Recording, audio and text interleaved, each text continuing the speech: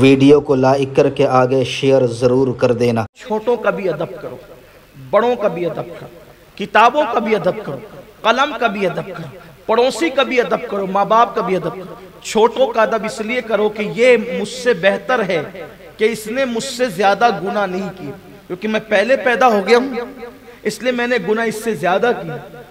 یہ میرے بعد پیدا ہوا ہے تو اس نے مجھ سے کم گناہ کیے، اس لیے یہ زیادہ ادب کے قابل ہے۔ اور بڑے کا ادب اس لیے کرو کہ مجھ سے پہلے پیدا ہوا ہے تو اس کی نیکیاں زیادہ ہیں، یہ نیکیوں مجھ سے زیادہ، اس لیے قابل ادب ہے۔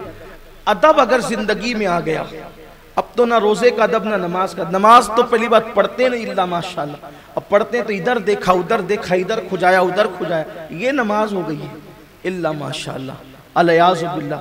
اور کہاں وہ نماز تھی کہ گھر جل جاتے تھے، صاحب خانہ کو پتہ ہی نہیں چلتا تھا کہ میرا گھر جل رہا ہے۔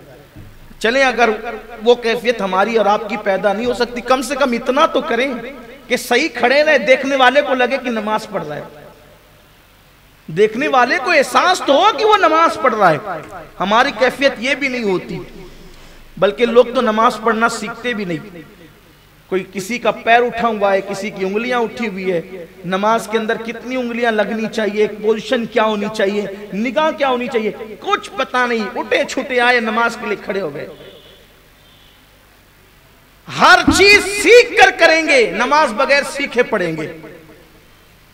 کچھ لوگوں کا حال تو یہ ہے کہ وہی کالے پیلے کپڑے پہن کر کے آکے سیدھے کھڑے ہو جاتے، پسینے کی بدبو آ رہی ہے، منہ میں بدبو آ رہی ہے، آکے کھڑے ہو گئے۔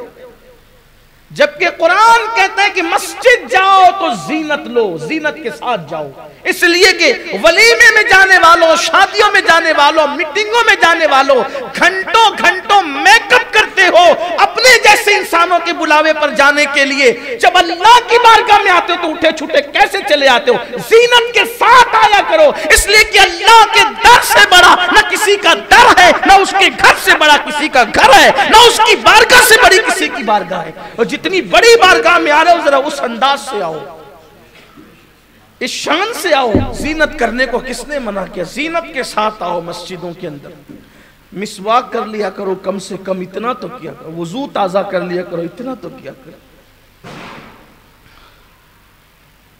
حضرت محبوب الہی نظام الدین اولیاء دوستوں کے ساتھ بیٹھے ہوئے ہیں، ادب کی بات چل رہی ہے، اچانک ایک کتا گزرا۔ کتا اگرچہ اہل خیرت کے سر کے اوپر سے جانے کی بات ہے، اور میں تو یہی کہتا ہوں کہ جب اہل عشق کی بات ہو تو اہل خیرت کو محفل سے چلے جانا چاہیے، اس لیے کہ یہ باتیں تو ان کے لیے ہے بھی نہیں، ورنہ وہ تو یوں کہیں گے کہ یہ کہاں کی بات ہوئی۔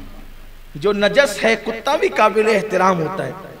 آج کل اس لیے کہ گھروں میں بیٹھ کر کے کچھ لوگ چھوٹی چھوٹی کلمیں مناتے ہیں نا، علماء اہل سنت کے خلاف، کہا دیکھو یہ سنی عالم اپنے آپ کو کتا کہہ رہے ہیں، غوث پاک کا کتا، اور کتا تو نجس ہوتا ہے، کتا تو ایسا ہوتا ہے، کتا تو ویسا۔ انہیں پتہ ہی نہیں بیچاروں کو کہ بات کرنے کا، کلام کرنے کا سلیقہ کیا ہوتا ہے۔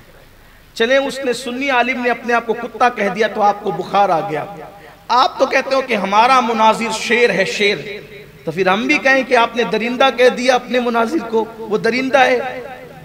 ایسی بات نہیں ہوتی۔ جب کسی کو شیر کہا جاتا ہے تو اس سے درندہ چیر پھاڑ کرنے والا نہیں ہوتا۔